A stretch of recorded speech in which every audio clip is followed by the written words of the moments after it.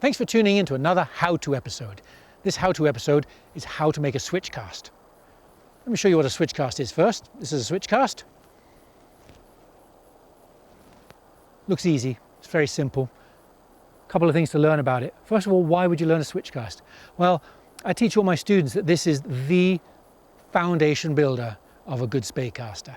It doesn't matter what cast you do. If you do a snap tee, a snake roll, a double Spey, there's a lot of elements from the switch cast that will improve those casts. So one of the best things you can do as a Spey caster is learn the switch cast, master the switch cast. It's an airborne anchor cast, so that means the line's going to come through the air and touch the water, and I'm going to make a forward stroke.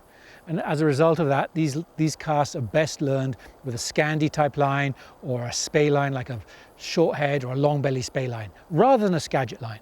You can do these with Skagit lines. They're just a little bit more difficult to learn with a Skagit line because that short mass tends to kick around a bit. So pick up a Scandi outfit and take a little look at the switch cast. And as I said, it's a foundation builder, so it's really important that you get the essence of this cast. And there's three things we're going to focus on. First of all, let's take a little look at running through it. The cast starts with a rod pointing downstream, the line washed downstream, the rod raised to an angle, maybe about level with the top of your head. And then you're going to draw an L shape, but kind of like an L that is on its side, like this. Boom, fallen over. So you have a long, flat, horizontal bit and then a short, risey bit. That's the shape in your mind. And like any cast, if you can kind of comprehend the shape, the path your rod should take, you're probably halfway to getting this cast right. So it's kind of an L shape. What it looks like with the rod, right, there's our starting position, is the rod's going to go back nice and flat. There's no lift, there's no dip, it stays the same height. Once it passes your shoulder, you climb into this key position. Flat, up to the key position. And I always advocate that you find a starting spot and you stay in that starting spot. You're never going to get consistent at this if some stage you start your cast with a rod tip here, and the next cast you start your rod here, and then another cast you start your rod here. Those are too many variables. Get rid of those. Start your rod in the same position every cast.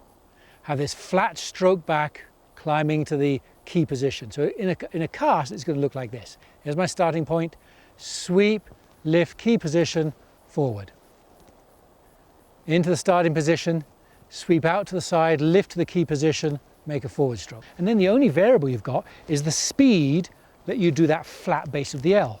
And I use this analogy to my clients of golfer on a putting green, and you've got to sink, say, a 30-foot putt. And you address the ball and you go, bam, and the ball goes 50 feet.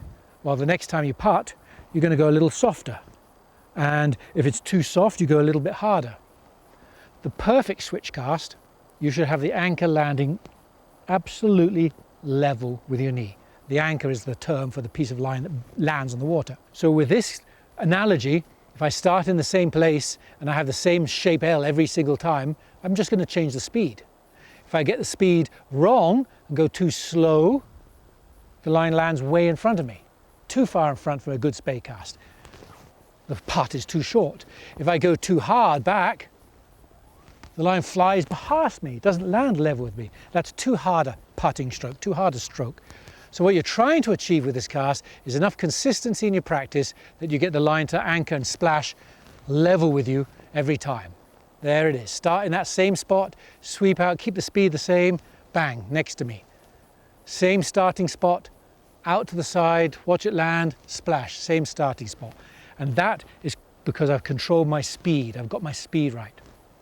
So that's the essence of the first stage of this switch cast, is getting the anchor point to land in the right position. The next thing to focus on is the timing of that, right? A good anchor, like all the airborne anchor casts, if this rod is the water surface, the anchor should do this. Touch, go. Just touch, go. It shouldn't touch, settle, and go, and it shouldn't go before it touches. It should just touch, go.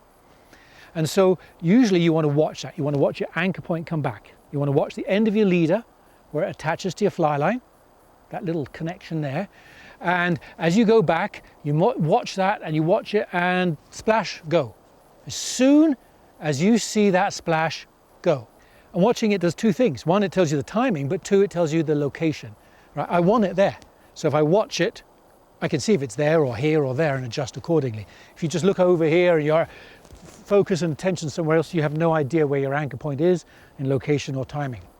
So do watch your anchor point. Do be consistent with your starting position. Flat sweep, climb up to the key position, splash and go. And it's fairly obvious when you get them wrong. Let me just show you. So the right one is going to be this. Here's my starting position. I'll make my forward stroke as the line touches the water. There's the D-loop stroke, splash and go. All right, there it is, start. Here's the D-loop stroke, splash and go. That's good timing. If you wait too long, in other words, the line touches, settles, and then you go, generally, you'll find that there's a lot of spray. Just a big wad of line slurp and spray and noise. When you hear that, generally speaking, you've waited fractionally too long. And anytime you hear that, generally speaking, you've just waited too long and gravity's pulled the D-loop down on the water.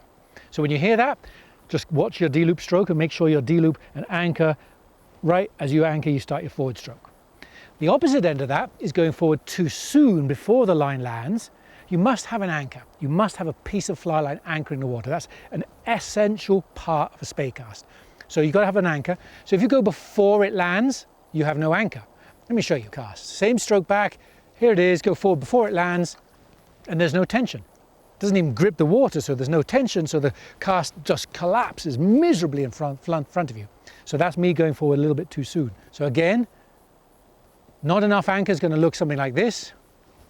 So I went forward before it landed, awful. Just the right amount of anchor, the touch and go, it's going to look like this, touch, go. And too much anchor, you're going to have just a little bit of line dropping. You're waiting too long and it falls in the water and creates that spray. And really the only other thing there's to focus on, especially at this beginner stage of a switch cast, is how the anchor lands.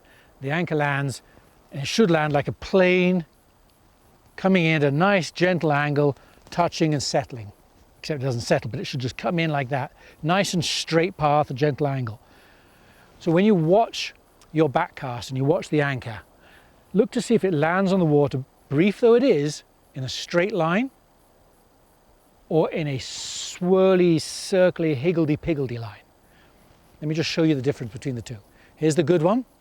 When you've got that line coming in straight, it looks like this. It just lands in a straight piece of fly line on the water and leaves.